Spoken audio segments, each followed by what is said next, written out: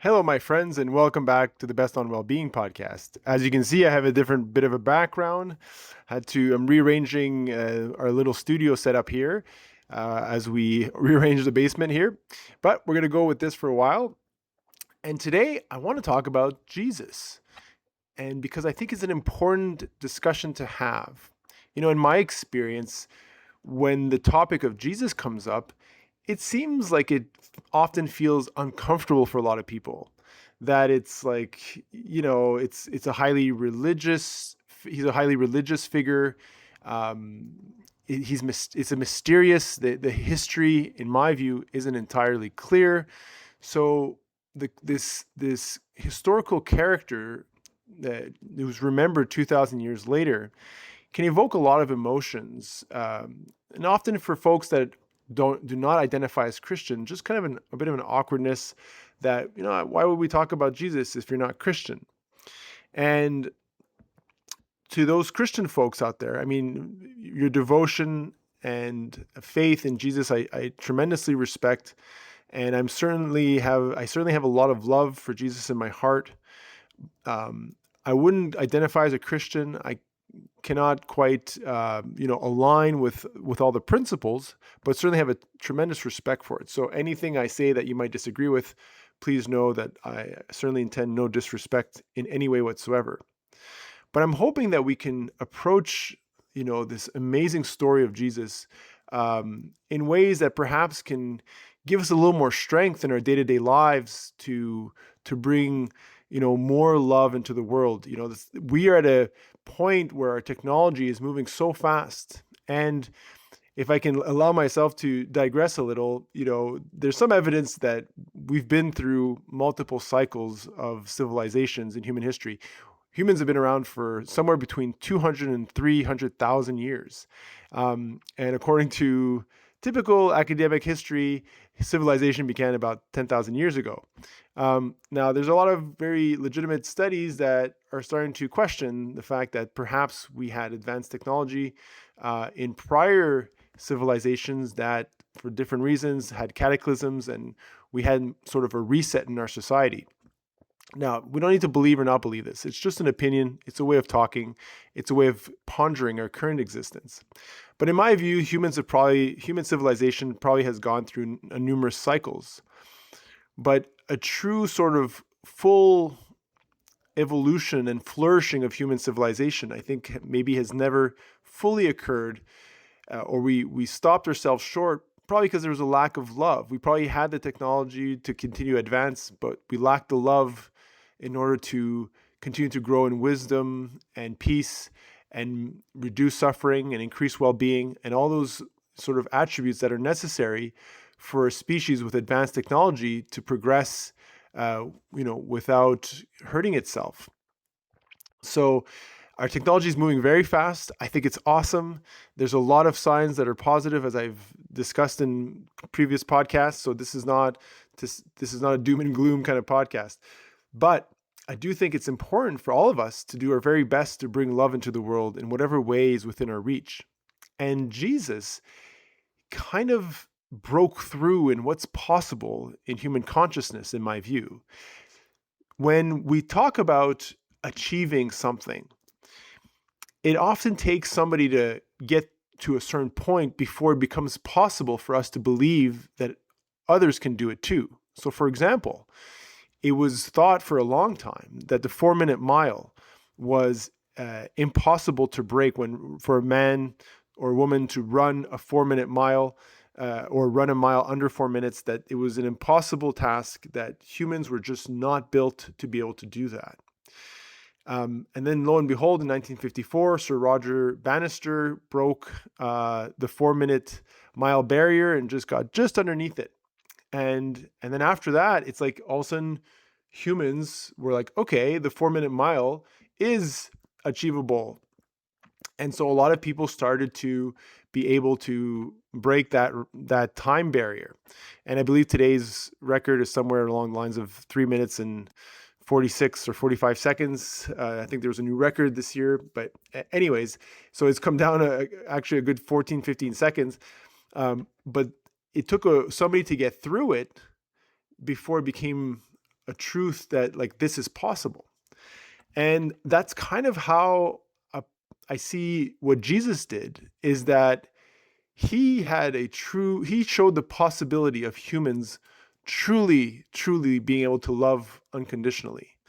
That there was, in a way that is sometimes hard for us to grasp. And I'm not saying that we should all set a standard where everybody's got to be like Jesus like that. I mean, I don't think that's going to work, but we can see the possibility that whatever we're up to, that we can always strive to love a little more. We can always push it a little more, to try a little harder. And so, and again, part of the reason that it's uncomfortable with the stories of Jesus is sometimes the supernatural stuff. So the story that he was born of a virgin, did that really happen? Like, I don't know, maybe. I'm not sure. I would say I'm agnostic for that. Did he walk on water, and did he turn the water into wine and do all those miracles? Did he rise from the dead after he was crucified on the cross? Like all these sort of supernatural abilities that he seems to have in his stories. I think sometimes in our secular world, in our current era, that's very driven by scientific knowledge and understanding, is like, as far as we can tell, those things are impossible. Therefore, those stories are all kaput and they're not true. But if we put aside, so I'm not going to take an opinion. I'm not going to give an opinion whether I think those are true or not. It's just like, I don't think it's the main point. I don't think it really matters, because, even if he had, this cool party trick where he can walk on water, what does that have to do with love? And that's where he was a true, a true prophet, you could say, a true example to humanity, a trailblazer, someone who broke through a barrier in capacity, in what humans are capable of.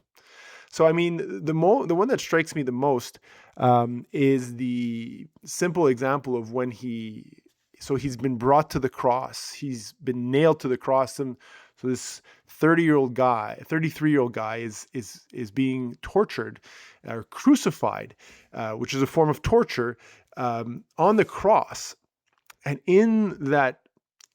during that moment, not just that moment, but during that time that he's up there, while he's still conscious, his reflex, or his choice in that moment, is to pray for the ones torturing him.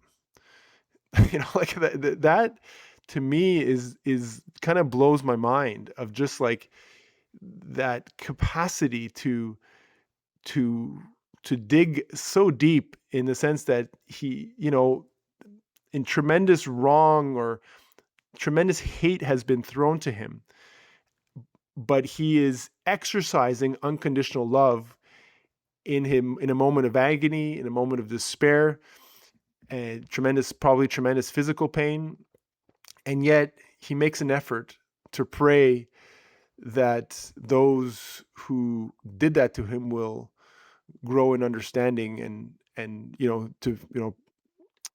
he prays for their forgiveness, for they know not what they do. So, I mean, I don't know. I like to just ponder that idea. I'm like, wow, like that to me is the true miracle.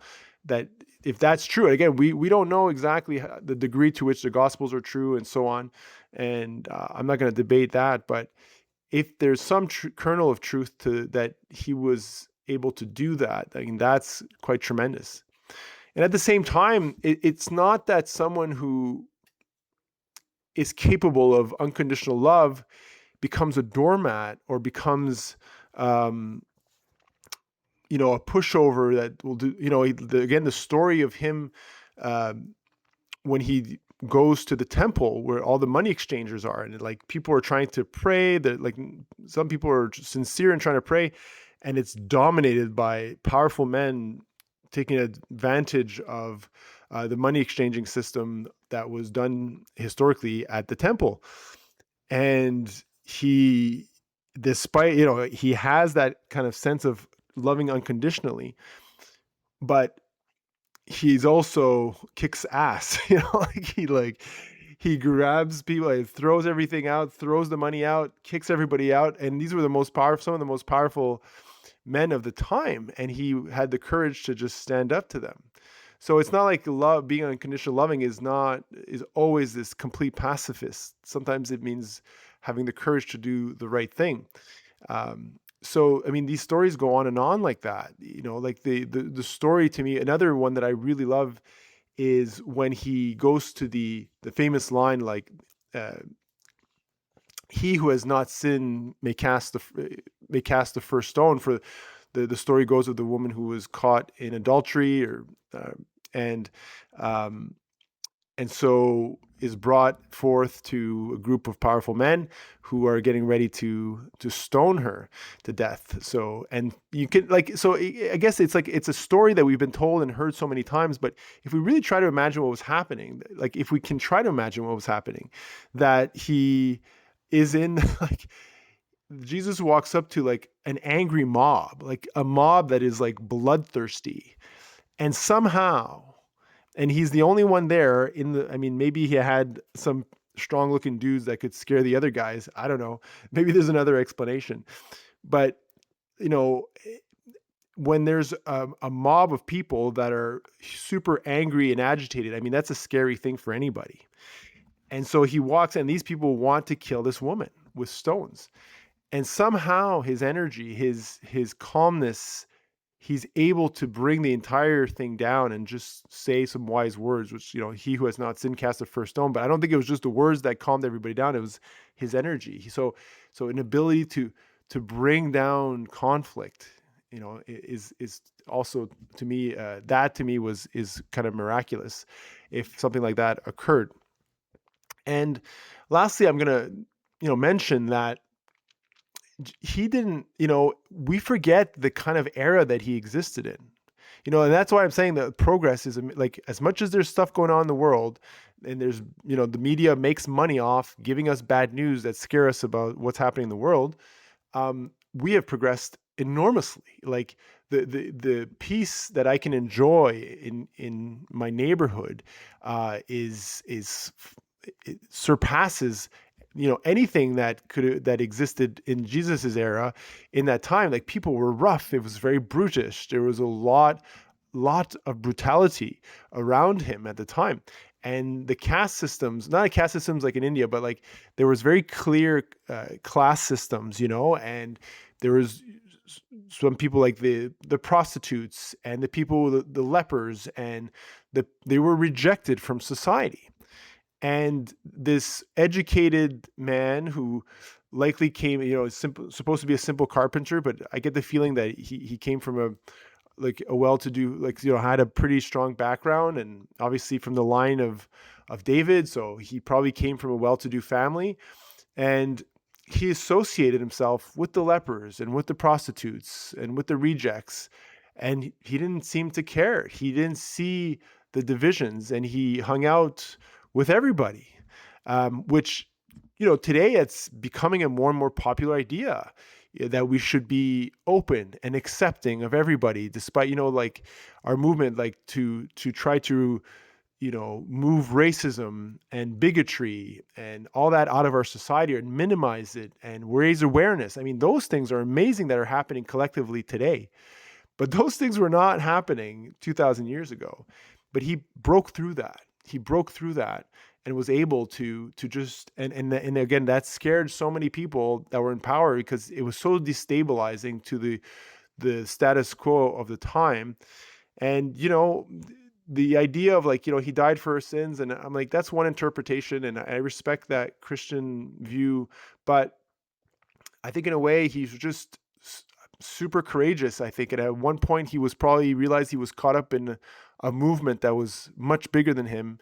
And I get the feeling he saw it coming, that he would eventually be captured and tortured.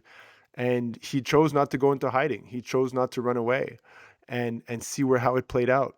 And when it played out to a very scary thing, he still was able to pray for those who put him up there, and ask that they be forgiven in his heart. So anyways, he broke through a barrier. And I think, sometimes when we contemplate these things, when I'm feeling frustrated, when I'm feeling impatient with people, when I feel like I've been wronged by different situations, sometimes contemplating these things, it's like I can do better. I can love more. And loving again doesn't mean not speaking up. It doesn't mean not having the courage to say the right thing, to do the right thing, but to continue to dig deep in ourselves and love to the very best of our ability every day. I think is certainly something that helps my well-being and will hopefully contribute to the collective well-being. Thanks, folks. It was nice to just share this with you all. I hope you have a good day.